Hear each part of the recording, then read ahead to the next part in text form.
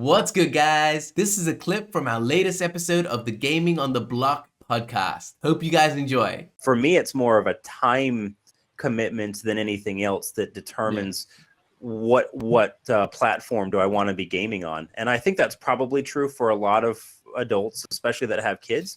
But but I don't know. TSG, what about you? I know you don't have kids, but you are married, and so you've got additional time commitment.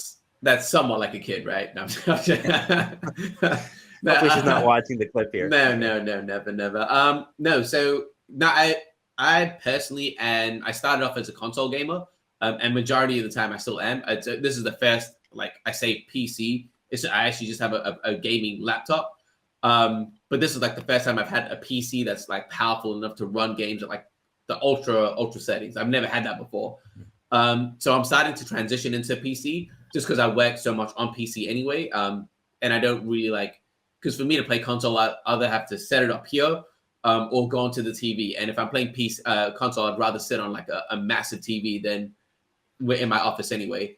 So primarily PC now. But honestly, I don't have time to play games. I've never actually touched mobile games. The only games that I've played on mobile, honestly, are like the horrible games that get like showed on ads to you on Instagram, where you'll play it for like a couple of rounds and then like you'll download it, play it for a day when you're taking a shit and then delete it.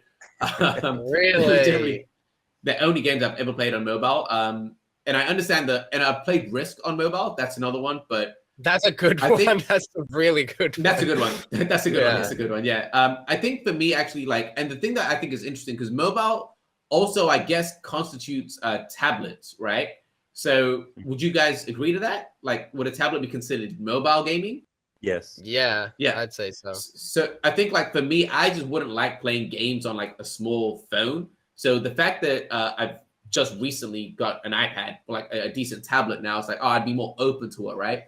But I think the whole gaming mobile thing is amazing. Obviously, like I mentioned it before, like you said, Will, females, obviously way more females enjoy playing mobile games more than anything. I think just because it's more accessible.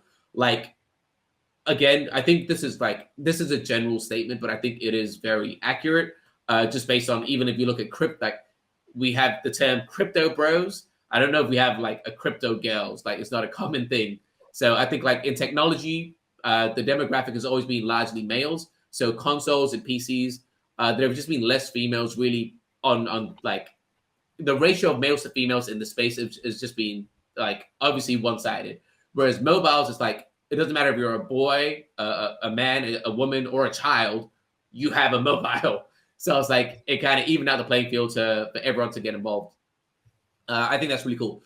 As for the future, I think you're right, Will, potentially, that mobile is going to be crucial for onboarding players into Web3.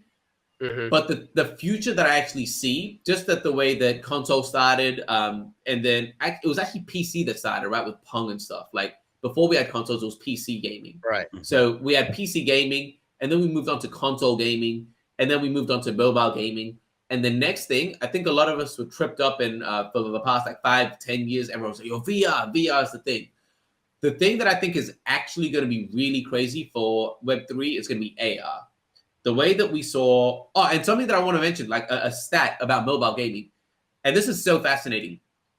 And like the way I'm kind of presenting it to you guys are pretty much going to know the answer already. But if I put the question to you guys, who do you think has more daily players?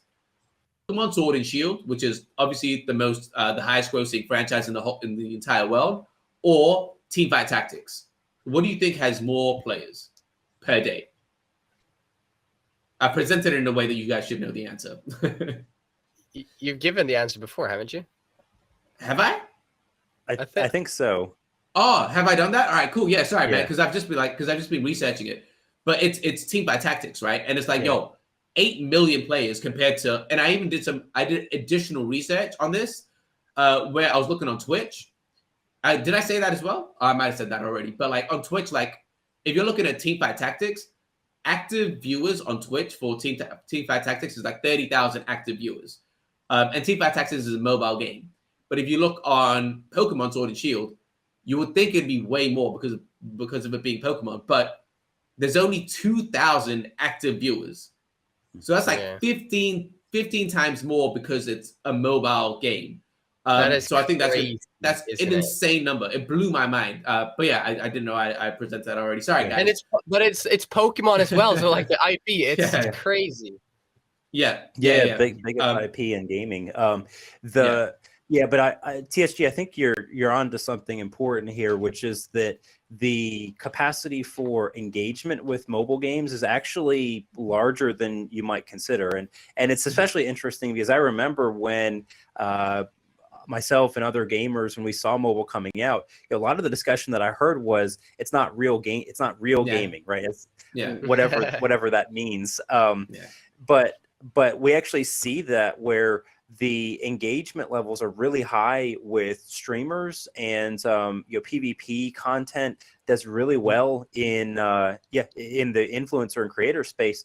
And I think that also serves to drive this sort of a positive feedback loop where when you've got content creators and influencers, you've got strong communities that are forming around these games, whatever the platform is, it drives a lot more interest to them, because that leads to more spread of information. And when you have games that aren't really being featured and you don't have people watching them, they're less sticky as well, where people are much more likely to leave the ecosystem and go play something else or take a break.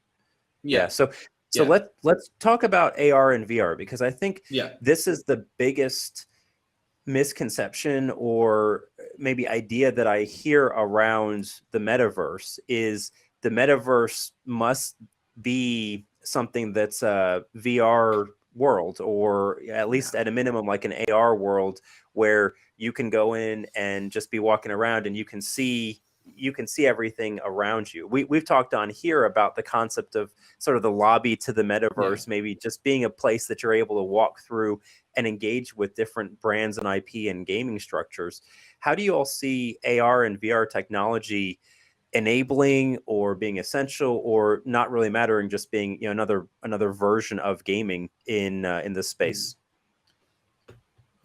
I'll jump in here because that was the point that I was gonna like talk about the AR thing. I think AR is actually the future of gaming. We kind of saw that with Pokemon Go, that took everyone by storm, and I think it's gonna be more prevalent once we have augment reality glasses, right? Again, I mentioned it before. Zucks thinks maybe 5 years out we're gonna see a product like that. I think once we have that, that's gonna like change everything. But I think that's just another like level of gaming. As for like the metaverse, like everyone has to. It just depends on the definition of metaverse, right? Everyone's like, some people have the Ready Player One definition, where it's like, oh, like you say, everything's VR and we're in this crazy world. For me, again, I think metaverse is just. Okay, this might sound super lame. I think we're somewhat in the metaverse already. Like, instead of saying like Web 3, like I think we're in a Web 2.5 space. I'm almost certain, I've said this already. I think we're in a Web 2.5 space. Again, like none of us knows where we live. But we're friends online. We see each other through a screen. We have intellectual conversations. We don't care. Like we'll say like, oh, how old are you? But really, that's not the shit that's important to us. It's, what are the books you've read? What are the ideas you have? Like, these are the conversations that we're having now. And so to me, that's already like we're entering the metaverse. Like it is what it is. Right. As for metaverse in gaming, for me, I keep going back to this, but I think interoperability of IP, in a singular IP, that's pretty much it for me. It's once we can actually transfer one thing to another, from again one game to another in the same IP. For me, that's we're in a gaming metaverse now. It's like it's not just a singular thing. So whether that's VR, AR, Web 2, like iPad, mobile, I don't care, man. That's what it is for me. Once we can do that, because we've never, ever seen that before. As I might be wrong, maybe there is a thing, but we don't own it. So once we own it, I'll add that caveat. Once we can actually maybe even just digital ownership. I don't know. That's a tough one. I'd say digital ownership. I'm going to set a stone for myself, set a line. Digital ownership plus transferability, interoperability, is where I say we've reached a gaming metaverse. Otherwise, a general metaverse, honestly, I think we're already starting to be there. My take. Thank you so much for watching. If you want to watch the full episode, click the link down below and head over to Annie Knows' channel. If you like this type of content, as always, like, subscribe, hit the notification button, and I'll catch you guys next time. Peace.